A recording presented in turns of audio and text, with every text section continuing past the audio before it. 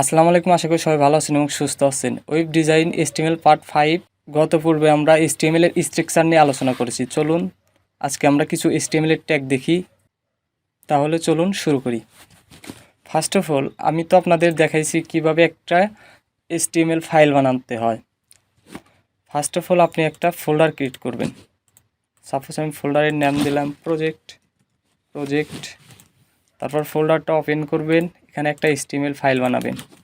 এখানে আমি নাম দিলাম যে Ctrl+A দিয়ে অল সিলেক্ট করে index.html। তারপর আমি বাইরে ক্লিক করব, আমাকে বলতেছে আপনি কি একটি HTML ফাইল বানাতে চাচ্ছেন? ইয়েস, আমি চাচ্ছি। তারপর এটা আমি নোটপ্যাডে ওপেন করব।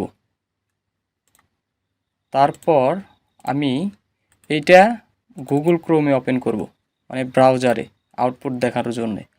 আমার এখানে টাইটেল বারে কি দেখাচ্ছে? index.html ডিফল্ট আমি যে পেজের নামটা দিয়েছি সেটাই দেখাচ্ছে। আচ্ছা, এখন আমি নোটপ্যাডে যাওয়ার পর ফাইলটা ওপেন করছি। ফাইলটা তো আমি ওপেন করেছি। আচ্ছা, করার পর এখানে আমি স্ট্রাকচারটা লিখব। আগে আমাদের এখানে কি লিখতে হয়? এক্সক্লেমেটরি চিহ্ন ডক টাইপ HTML এতটুকু লিখতে হয়। তারপর less than HTML opening less than HTML closing greater than. আচ্ছা, আমাদের একটা বিষয় মাথায় রাখবেন সবসময় যে HTML ট্যাগ যেখান থেকে শুরু হবে একটা জায়গায় গিয়ে তো শেষ হবে। যখনই শেষ করবেন তখন ব্যাকস্ল্যাশ দিয়ে আপনাকে শেষ করতে হবে, তা না হলে কিন্তু আপনার প্রবলেম ক্রিয়েট হবে, বুঝছেন? আপনি তাহলে কিন্তু এই ফাইলটা বুঝতে পারবেন না যে তার কোথায় গিয়ে শেষ হয়েছে। তার জন্য আমাদের ব্যাকস্ল্যাশ দিতে হবে। আচ্ছা, তারপর আমাদের এখানে কি থাকে? Head opening head closing. আচ্ছা, হেডের মধ্যে আমাদের কি থাকে? Title opening title closing. আচ্ছা, টাইটেলের মধ্যে আমি দিয়ে দিলাম suppose web design HTML5 part 5 দিয়ে দিলাম। আচ্ছা, তারপর আমার এখানে হেডের নিচে এখানে কি থাকবে? Body opening body closing. অবশ্যই আমাকে ক্লোজিং করতে হবে, আর ক্লোজিং করতে হয় ব্যাকস্ল্যাশ দিয়ে। আমি বারবার বলে দিচ্ছি, এরকমভাবে কিন্তু আপনাদের HTML এর স্ট্রাকচার তৈরি করতে হবে। আচ্ছা, এখন যদি আমি Ctrl+S দিয়ে সেভ দেই তাহলে এটা আমার সেভ হবে। আর একভাবে সেভ দিতে পারি, এখানে ফাইলে গিয়ে সেভে ক্লিক করলে আমার ফাইলটা সেভ হয়ে যাবে। আর এখান থেকে আপনি সেভ করতে পারেন এরকমভাবে সেভ এস। আপনি নতুন একটা ডক্স ফাইল নিয়ে তারপর আপনি সেভ এসে দিলে আপনি সেভ করতে পারবেন। এখানে আপনার ফাইল নেমটা দিয়ে এক্সটেনশন দিলে সেভ হয়ে যাবে। আচ্ছা, অতটুকু আমি দেখাইলাম না, কারণ আশা করি অতটুকু আপনারা বুঝেন, এতটুকু বেসিক জ্ঞান আছে আপনাদের কম্পিউটার সম্পর্কে। এখন যদি আমি ব্রাউজারে এসে রিলোড দেই তাহলে আমি দেখতে পাবো যে আমার টাইটেলটা এখানে শো করতেছে। আচ্ছা, আপনাদের একটা অ্যাট্রিবিউট দেখাই। HTML এর প্রথম ট্যাগে এখানে লিখবেন ল্যাঙ্গুয়েজ, মানে ল্যাঙ্গুয়েজটা আমাদের এই ওয়েব পেজের ল্যাঙ্গুয়েজটা কি? EN বাংলা হলে BN লিখবেন, ঠিক আছে? বাংলা হলে BN লিখবেন, ইংলিশ হলে EN লিখবেন। আরও ল্যাঙ্গুয়েজগুলো যে আছে ওগুলো আমরা দেখব নেক্সট ভিডিওগুলোতে। আচ্ছা, এই অ্যাট্রিবিউটটা আমরা দেখলাম। আচ্ছা, আর একটা অ্যাট্রিবিউট দেখি, সেটা হলো ট্যাগ দেখি মেটা সার্জেট UTF বড় হাতের UTF-8, ছোট হাতের লিখলেও এটা কোনো প্রবলেম নাই, ঠিক আছে? মেটা সার্জেট UTF লেখার কারণ কি? এর কারণ হচ্ছে আমরা যে ওয়েবসাইটে ল্যাঙ্গুয়েজগুলো ইউজ করব সেই ল্যাঙ্গুয়েজগুলো যেন সাপোর্ট করে, এই কারণে আমাদের মেটাটা লিখতে হয়। মেটা সার্জেট UTF-8, এটা মনে রাখবেন আপনারা, ঠিক আছে? Ctrl+S সেভ দিলাম, আমরা ওই পেজে কিছুই দেখতে পারবো না।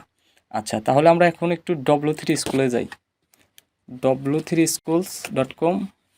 এখানে এসে যদি আমরা HTML সিলেক্ট করি, এখানে আমরা দেখতে পাবো যে HTML সম্পর্কে কিছু দেওয়া আছে। এই জায়গা HTML ইন্ট্রোডাকশন এখানে আছে HTML সম্পর্কে, যেমন HTML ফুল ফর্ম হচ্ছে হাইপার টেক্সট মার্কআপ ল্যাঙ্গুয়েজ, ঠিক আছে?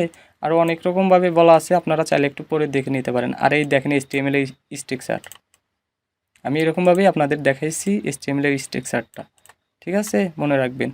তারপর এখানে আছে এডিটরস, এখানে বলা আছে কোড এডিটরস সম্পর্কে। যেমন আমি আপনাদের সাজেস্ট করেছি নোটপ্যাড প্লাস প্লাস, আমরা CSS এ গিয়ে এটা চেঞ্জ করে অন্য কোনোটা শিখব, অন্য কোনোটা দিয়ে কাজ করব।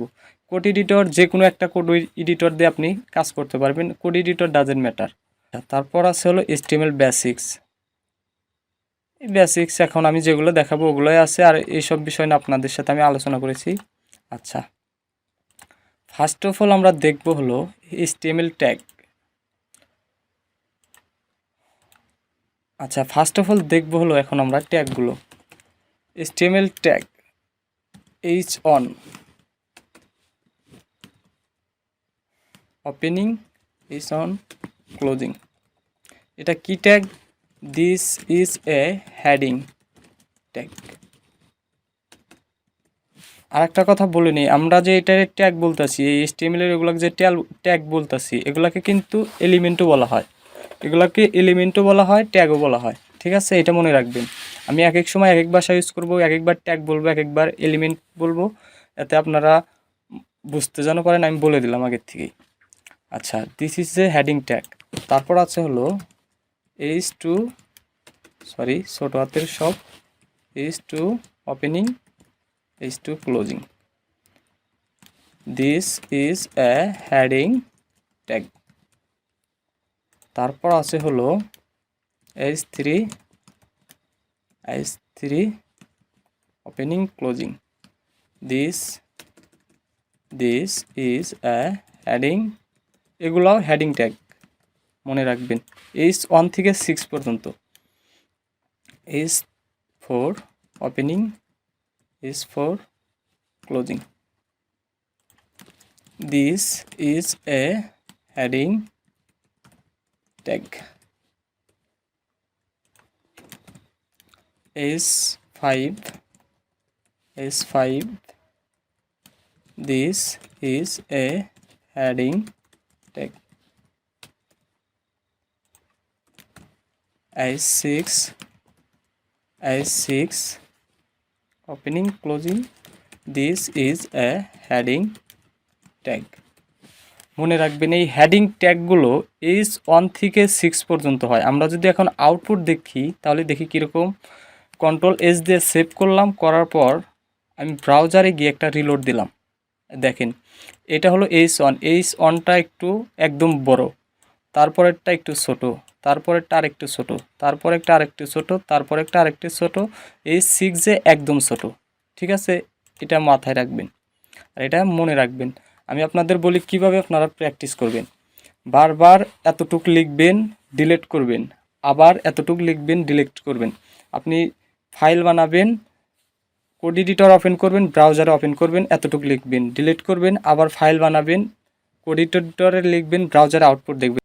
তা না হলে কিন্তু আপনার এগুলো মনে থাকবে না। আপনি যদি মনে করেন যে এগুলো প্র্যাকটিস না করে আপনি সামনে আগাবেন, তাহলে কিন্তু একটা প্রবলেম ফেস করতে হবে ফিউচারে। আচ্ছা, তারপর আমি আরেকটা ট্যাগ দেখাবো, পি ট্যাগ। পি ট্যাগটা হলো this is a paragraph tag.